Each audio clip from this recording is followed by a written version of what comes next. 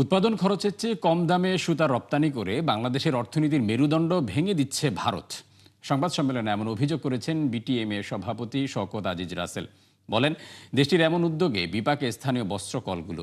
অন্যদিকে এ বিষয়ে সরকারও উদাসীন, তাই পরিস্থিতির উন্নতি না হলে বিপদের শঙ্কা করেন এই খাত ঘিরে।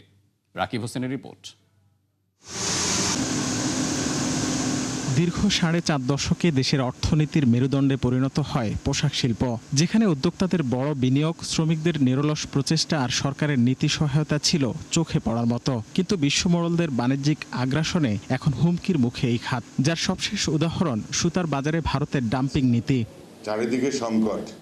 বস্ত্রকল মালিকদের সংগঠন বিটিএম-এর অনুষ্ঠানে বক্তারা বলেন, ভারত ও বাংলাদেশে সুতার উৎপাদন খরচ সমান, কিন্তু কেজিতে প্রায় 40 টাকা ভর্তুকি দিয়ে রপ্তানি করছে ভারত। ফলে দেশে আমদানি বাড়ছে প্রতিনিয়ত। কেবল এপ্রিল থেকে অক্টোবর পর্যন্ত গেল 8 মাসের হিসাবে, যা প্রায় $1 বিলিয়ন। অন্যদিকে স্থানীয়ভাবে উৎপাদিত প্রায় 10,000 কোটি টাকার সুতা অবিকৃত রয়ে গেছে।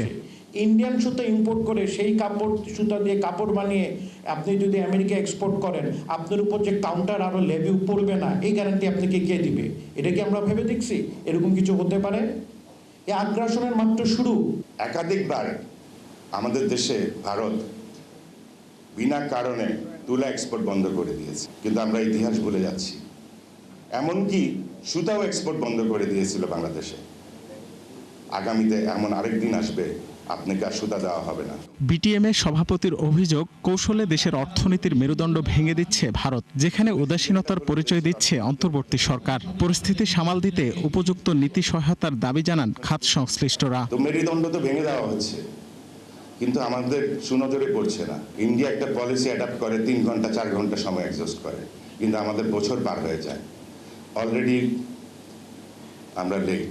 যদি আমাকে ভায়াবল না করেন, তাহলে গার্মেন্টের ব্যবসা যে আমরা এতদিন গ্রো করেছি যেসব কারণে, এসব কারণ রিভার্স হয়ে যাবে এবং আমাদের ব্যবসাটা চলে যাবে।